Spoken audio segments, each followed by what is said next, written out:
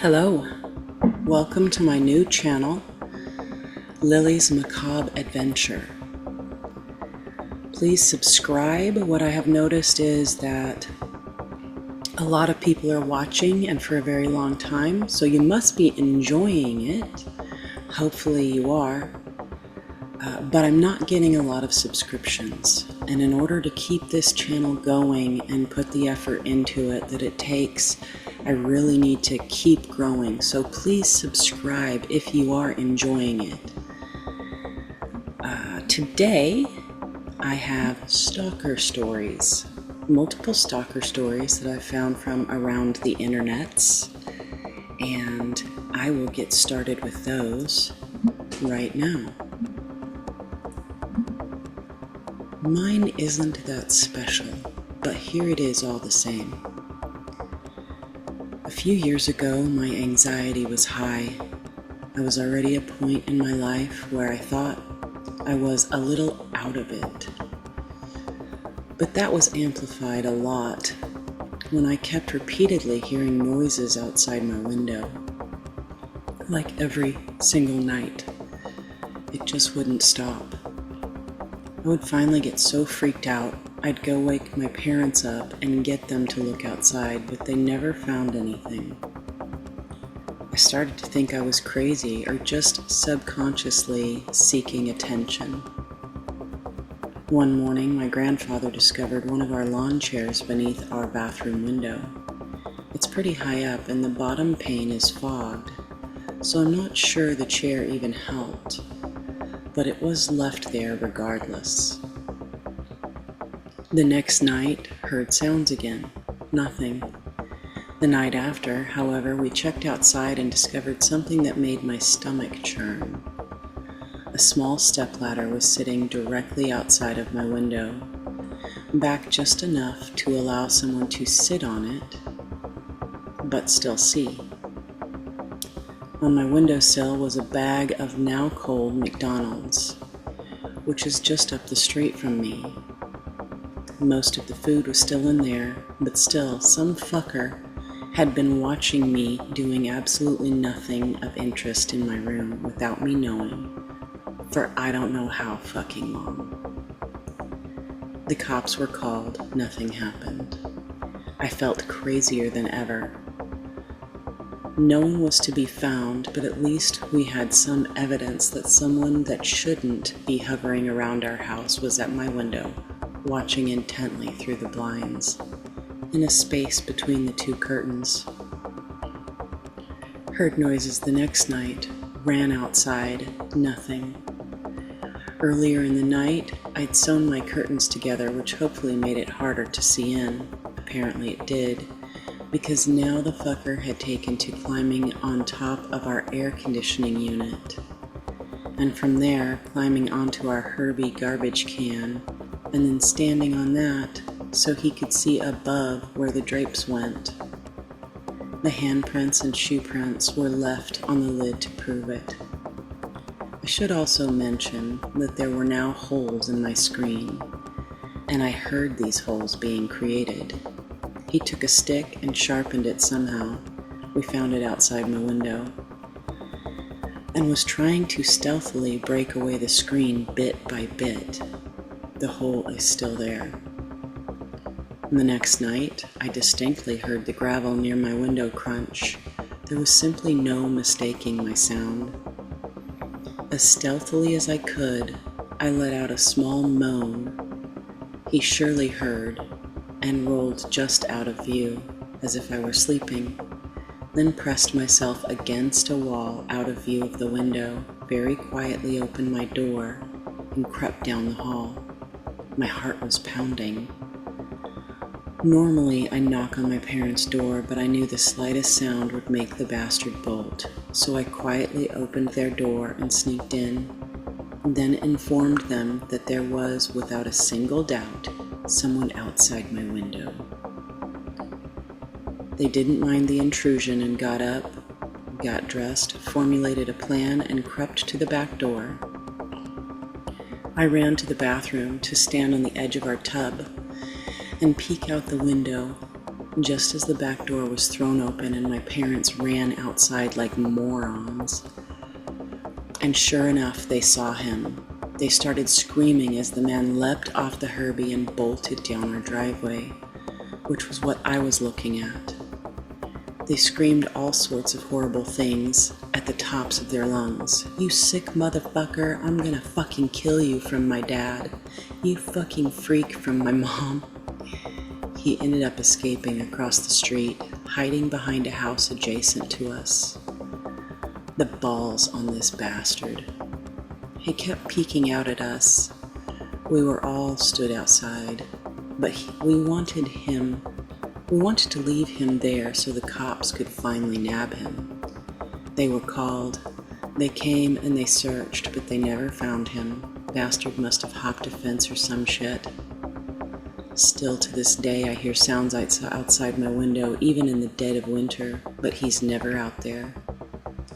He might have just been a peeper, but he targeted me specifically and for months until we almost caught him.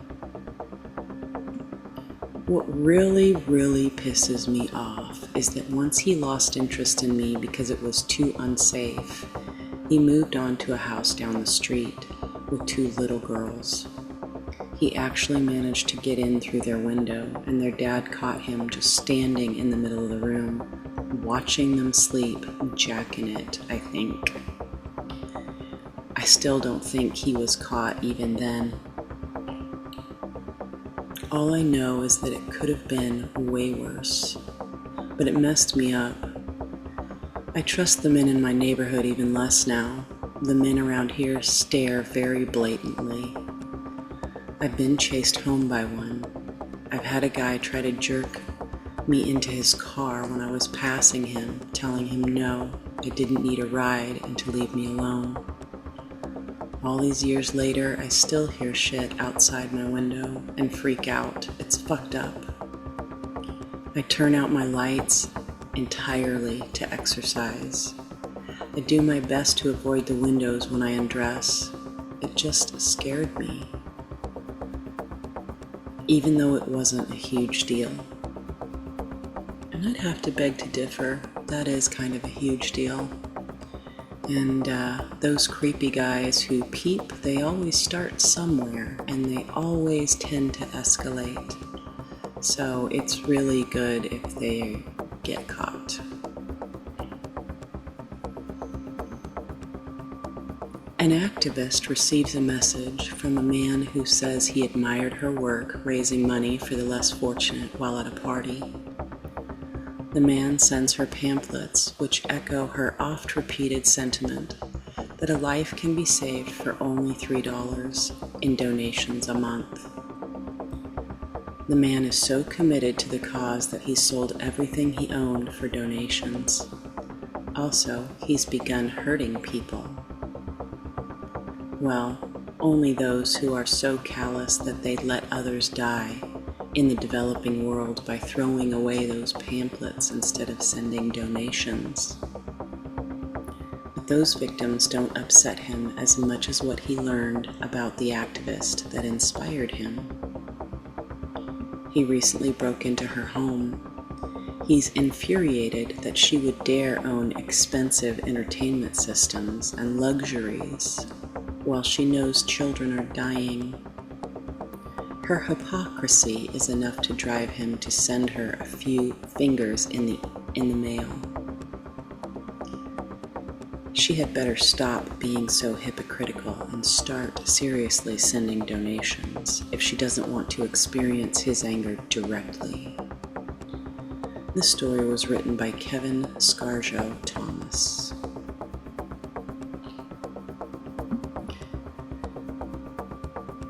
This story begins as a man is describing to someone dear to him how she lights up his life. It isn't just her beauty. Her happiness is so effusive that it's touched him. It lifted him out of the suicidal depression he'd been suffering from before he met her at the supermarket. He was touched that she let him budge ahead of her in the checkout line. He knew he needed to wait for her in his car and follow her home. He worked up the courage to approach. He went inside her house. She didn't think to lock the back door due to her sunny disposition. He woke her after admiring her sleeping body and her soft hair. She hit him in the head with a lamp and ran out of the room, but tripped on the stairs. He caught up with her and knocked her out. Now that they're alone together and no one knows where they are, she really had better do as he says and stop crying.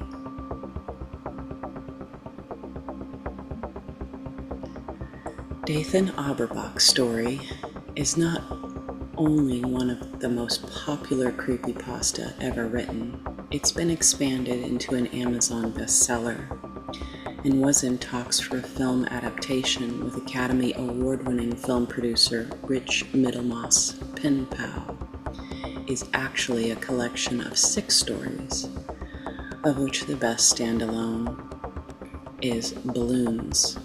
A kindergarten student takes part in a unique project. He and other students write letters introducing themselves.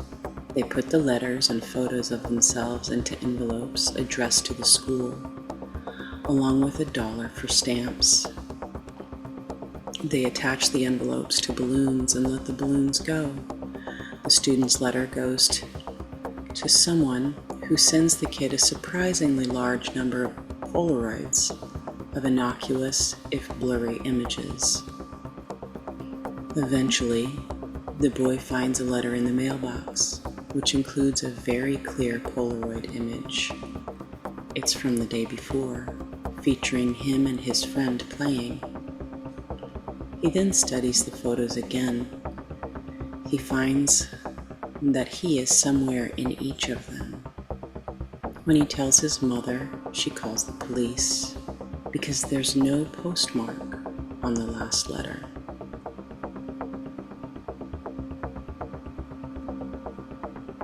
I couldn't even tell you how I did it, but I did it, says Athena Lisa.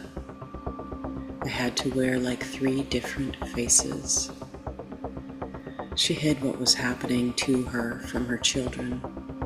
Athena was being stalked for 7 years. Athena was 29 with 3 children when she met her abuser. Like most abusive relationships, it started out fine. He was nice and sweet, and then he lost his job. I was trying to help him find a job, she says. He was upset about something else, and I remember talking to him and trying to reason with him about a job and a plan. And he called me a bitch, she says. She decided to pick up the laundry she was doing at his house. When I went to get my laundry, he became violent and we began fighting, says Athena. This is when he busted my lip and choked me. I contacted the police. The ambulance came. I remember a detective came out and took pictures. And I went home. From then on, we had a breakup. He began stalking her. Though they lived far apart from each other, he walked to her house and threw rocks at her window. She called the police, and they talked to him and sent him on his way. He must have been out of his mind, says Athena. He walked all the way back home. A few weeks later, he was reported to the police for abusing his daughter and was arrested. Athena's case and his daughter's case were attached. She had to appear in court. I remember when I went to testify, his friends were waiting outside to tell me not to go inside the courtroom, says Athena. I didn't understand at that point why they would be there telling me not to get involved, and they kind of scared me a little bit. When I went into court to testify, I told them everything, but then I said, I don't want anything bad to happen to him. When I did that, it started a chain reaction and opened a door to hell. Her abuser took that to mean she cared. The stalking intensified. He had people give her gifts from him. He had family members calling her. He was constantly watching me, she says. I never knew. I wasn't paying attention. He knew my schedule. He knew my patterns. I wasn't thinking. It was pressure from every angle. She gave in to the pressure and she opened the door. He came back into my life to do the same thing again, and this time it escalated to another level. This time it got so bad Athena lost her job as an LPN at a nursing home. He would stand outside my job, she says. He would watch from the windows. He called several times back to back. I couldn't think properly. Whenever Athena would let him in, she had to push him back out again because it was too much fighting, too much violence. So he tried another tactic. He would create a problem and then have the solution. When one of her dogs got out, he would say he knew exactly where he was. They kept getting loose, she says. The only way they could have gotten loose is if they had fingers. Once she went to find the dog where he said it was, and he was there too. Athena called the police again. The officer looked at him and said, "You found the dog. You should be a detective or something," she says. He was being sarcastic, but at the time I didn't catch on. I didn't know the officer already picked up that he had probably let the dog loose, because they see this all the time. Athena wouldn't let him back in, but her dogs kept escaping. She even thought her neighbors were letting them out. When he stole money from her, that was the final straw. I was trying to wean him off by distancing myself from him, but it wasn't working. So it was like cold turkey, she says. No conversation, no nothing. It was always on and off, but he made it seem as if no matter what I did, no matter how many times I called the police, he was going to do whatever he wanted to do. Things got worse. Athena would call the police, he would go to jail, and he'd get out and walk straight from the jail to her house. He would be standing on the corner in the mornings when I was dropping the kids off to school, just looking at me, she says. He would be outside standing in my yard. He forced himself back into my life no matter what. If it wasn't gifts, then he was right there in person. It was crazy. And when I cold turkeyed him, he was driving up and down my street several times. He ate, breathed, lived me. Other people were involved. It became like gang stalking, says Athena. And I never knew or even thought to ask if he was involved in a gang, but he was. It was an aha moment. He had people follow her to her new job in a town outside the city. He had family members contacting her phone company trying to get access to her account. I would get a text message while I was sleeping saying my password had been changed, she says. He went into the phone store where she had her account trying to get access to her phone that way. It was a lot. He never stopped, even when I had to go and testify against him the second time. The whole time Athena was gathering evidence. Before the trial, it was intense, she says. He was in jail, and the case kept getting continued and continued. That's one of the things these gang members know how to do, work the system. While they were continuing it, my dog was killed. Her body was left in a field we walked past to go to the store. On Easter, that was a message. Somebody tried to set her house on fire. Her mail was being intercepted. She's sure she was poisoned by another man she had let into her life, who she later found out was a friend of his. Athena realized her abuser didn't take a plea deal because she wasn't supposed to go to court. They didn't stop me, she says. She testified, and he was in jail for almost a year. Athena moved before he got released and filed for another protection order because the other one was about to end.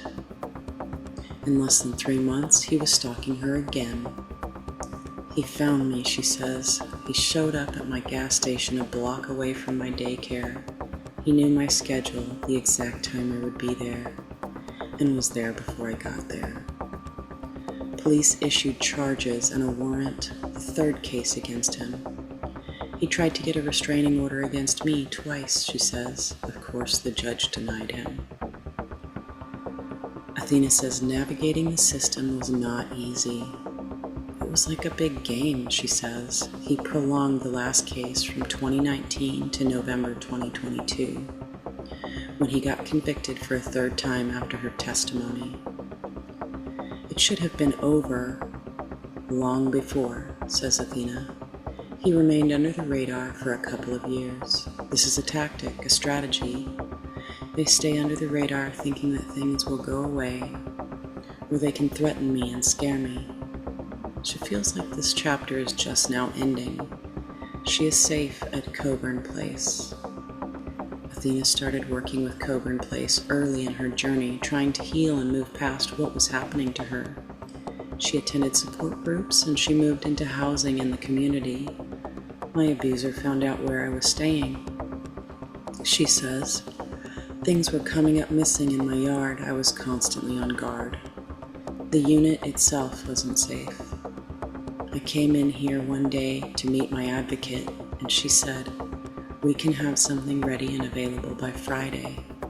That's how I ended up coming here. When she moved in, Athena was 3 months pregnant and sick. I needed the support and help, she says.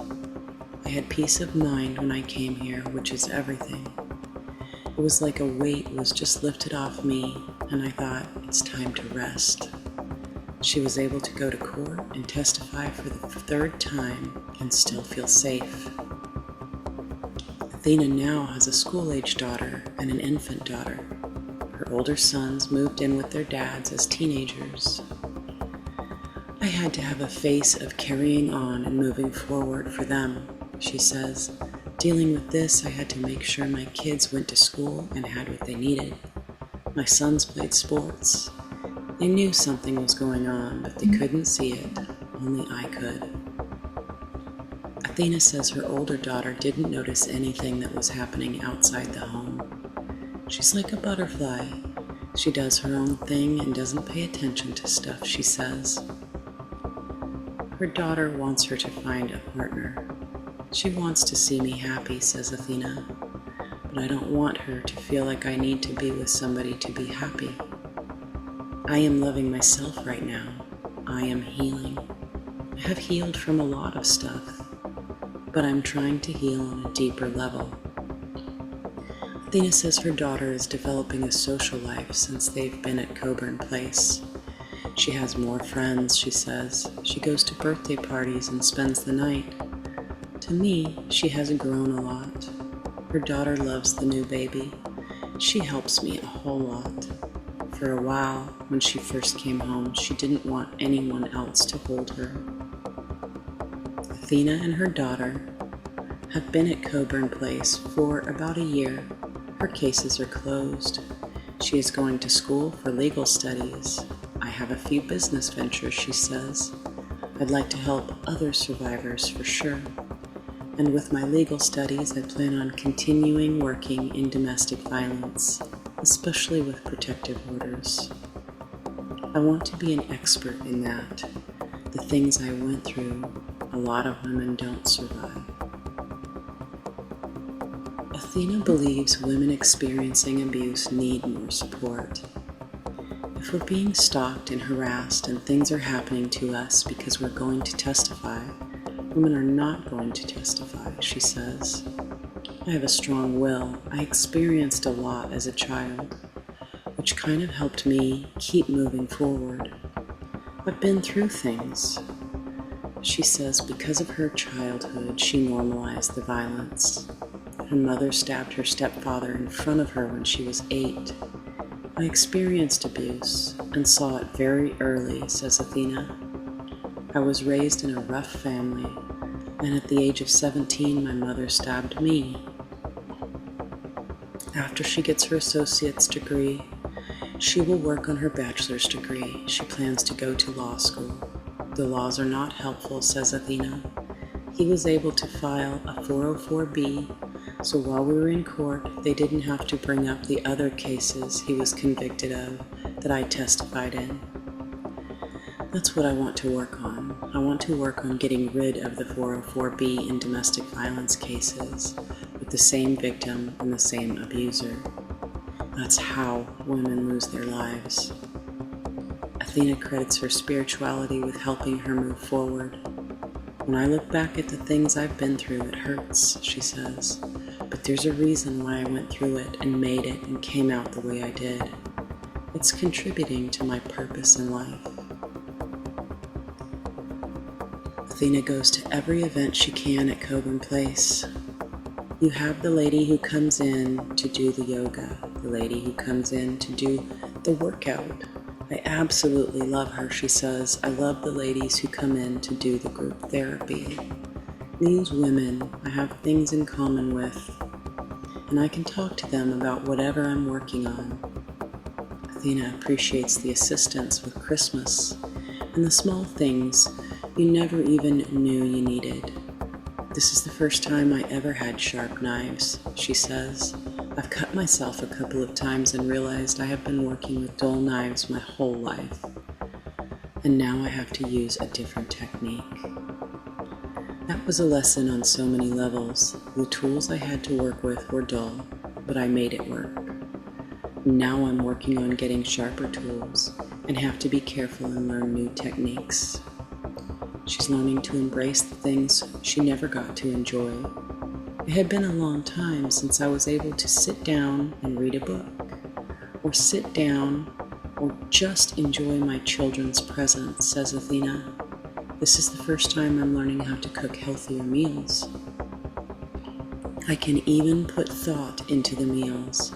I never had the time to even be able to do that. It wasn't mindful. This is the first time where I've been able to pay attention to my overall health, and I can organize it and take action. For now, Athena is focusing on her financial goals in school. I would like to own a house, she says. That's what I'm working toward: home ownership, self-employment, and freedom. For her daughters, she hopes for a safe and stable environment so they can flourish. I told myself when I first walked through this door that when I leave here, I would not be the same person, says Athena. I said that and meant it. She has already accomplished many of her goals. She had her baby naturally, she enrolled in school, and her baby is in daycare now so she can drive with Uber and Lyft. She's in a program working on resume building and budgeting. This is the first time I've been getting support to work on different dimensions of my life, and I love it, she says. I love me right now, says Athena.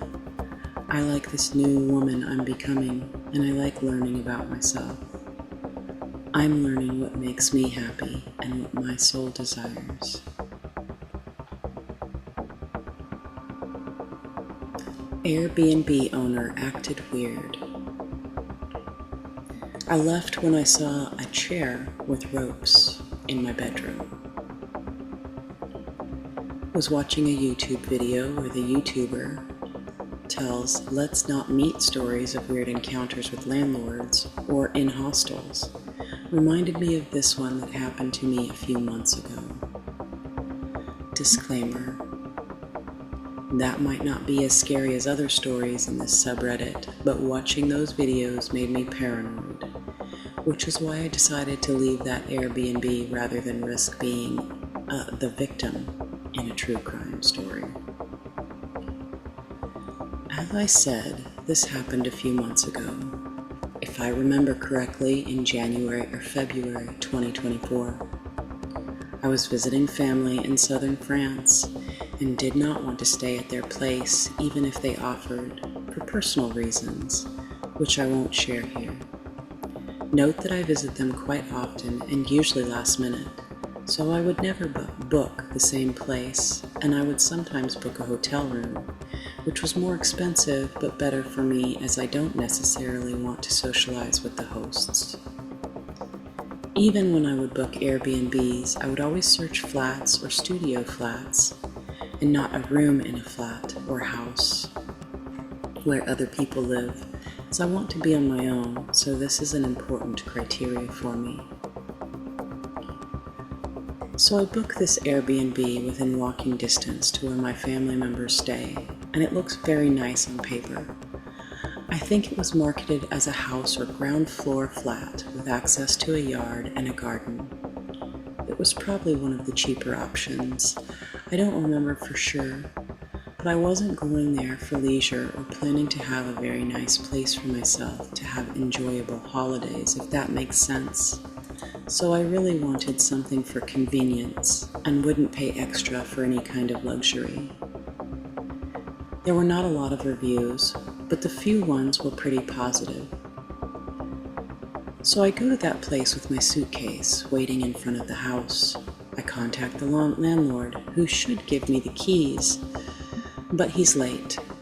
I spent at least 1 hour waiting outside, and I'm trying to be patient, realizing at least the neighborhood is pretty nice and seems safe, even if I need to walk through areas that are slightly dodgy to get there from where my relatives stay. The landlord finally arrives. He seems like a good man and apologizes profusely, saying he was in another town visiting his cousin or friend, and time flew by. First red flag. He says they were drinking and didn't have time to sober up, so he had to speed on the highway on his motorbike while being tipsy drunk. He stops and asks me half-jokingly not to say that in my review. I get a bit serious and tell him he shouldn't drink and drive, but he says he really didn't want to make me wait further. I tell him I won't flag that in my review. Spoiler alert, I will, but I didn't want to start off on the wrong foot. This guy is nice otherwise and seems trustworthy, very chatty and open to socializing, and frankly I was just happy I could finally get in and drop my stuff. Second red flag is when he tells me I will be living in a small flat adjacent to the bigger house he lives in, but I shouldn't worry because I would have my own place, own bathroom, own kitchen, etc. I don't like that too much, but I actually think it might be good because I'm not super comfortable being on my own in a ground floor accommodation, knowing anyone can get into the yard and access the front door. Again, I'm paranoid. So knowing that someone I know is close by, in case something happens, gives me a sense of safety. God, was I wrong. He shows me around. All seems okay. It's pretty old, but as I said, I wasn't looking for a luxury stay. The part where I would stay is on a lower level than street level. Not exactly like a basement, because there is access to a garden, but I need to walk down a set of stairs outside and get into flat through the backyard. This shows mostly when I'm in the bedroom, as I see through the windows that it's clearly at a lower level. Next red, or rather yellow flag, is when he shows me a door close to the bedroom, which is the connecting door between my part and his house. I was kind of expecting that, but thought he might need to at least cross the yard or access through the front door to get into my part of the house. He says this door stays closed and it's locked anyway. Not as a warning for me not to try to open it, but more like, you'll notice there is this door. It's useless for you, and what's beyond it is not part of what you're renting. We chat a little bit, too long for my taste because I was tired and also still annoyed at his lateness and not in the mood to socialize. He gives me his phone number because Airbnb chat feature is not good and it's easier to use WhatsApp, and then he leaves. I start to settle down, open my suitcase and get changed before leaving to visit the family, and then go back to the place in the evening and decide to have a shower. If I remember correctly, What I'm saying next happened before I took a shower because I remember locking the bathroom door, which I never do when I know I'm not on my own. And I recall being quite anxious when taking the shower. So biggest red flag before the last drop. I'm sitting on the bed and I hear a knock and someone saying my name. 2 seconds later, before I get a chance to answer or even understand where the noise comes from, I hear keys turning in a lock and a door opening. As you might have guessed, it's the connecting door next to my bedroom. The guy enters and says he can't find his phone and if he might have left it downstairs. I'm a bit shocked, probably because if he had come 10 minutes later, I would have probably been naked, ready to take a shower, or maybe walking around in a towel since I'm supposedly alone. I know it might sound like I'm a pussy, but keep in mind I'm a relatively young woman, alone in a house with a man in his 40s or 50s, who has control over when he can get into my place at any time. I stay polite, and I try to tell him that no, I haven't seen his phone. I would have noticed there's literally nothing except my open suitcase on a couch in the bedroom. He still gets in, speaking a lot and very fast while I'm sitting there, not fully realizing what's happening and not having a chance to tell him to leave. He looks around the flat and obviously doesn't find the phone. Then he says sorry and probably asks if everything is fine, if I had dinner or something like that, and then leaves again. At that point, I'm really wondering if I should stay or not. Since I know you get refunded only if you cancel 2 nights in advance, I just thought I would lose the money for the night that has started. It was already 11 p.m. And the following one, knowing I had booked at least 4 nights. I really need to take a shower, but questioning if I should. I try to see if there are available hotel rooms, but it's already too late to book, or already fully booked. I decide to take my shower real quick, wondering if he could hear the shower and decide that he forgot something else to get in again. Nothing bad happens. I then go back to the bedroom, get dressed as fast as I can just in case, sit down and think. I decide that I will just stay for the night, and I'll probably be less paranoid in the morning, if I'm still alive. That's when I notice the chairs in the bedroom. There are 2, and one of them has ropes tied around the armrests. The chairs are in good shape, and the rope is definitely not there to keep the armrest fixed to the chair, as they are just loose. To this day, I have no idea why they were there. I still think I should sleep there, just for the night, and try to use the chair to block the door handle in the bedroom like in the movies. But guys, this only works in the movies. I try with both chairs, trying to pile them up, even trying to use the ropes in one way or another. The handle can still go down enough to open the door easily. I think that at least if I leave them in front of the door, I'll hear if someone tries to open it, but the door opens the other way in any case. I didn't know what I'd do even if the noise woke me up.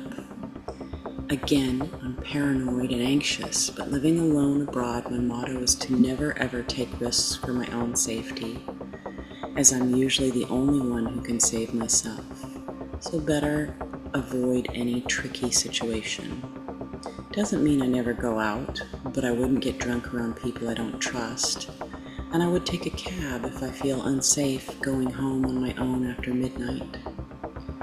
I now live in a city that's rather safe, but I had too many bad encounters, unfortunately, nothing unusual for most women, not to be careful. So from an external point of view, this is a story about someone booking an Airbnb with good reviews, with a nice and friendly landlord who is just overly open because he likes to meet people, and the ropes are just a detail. But for my anxious and paranoid self, it's the premise for a horror story or thriller, where you shout at the stupid and trusting victim to get away ASAP before the guy comes back. So I decide to call my brother, who came to pick me up around midnight, for me to spend the rest of my stay at his place. That's it for our stories this evening. Please subscribe,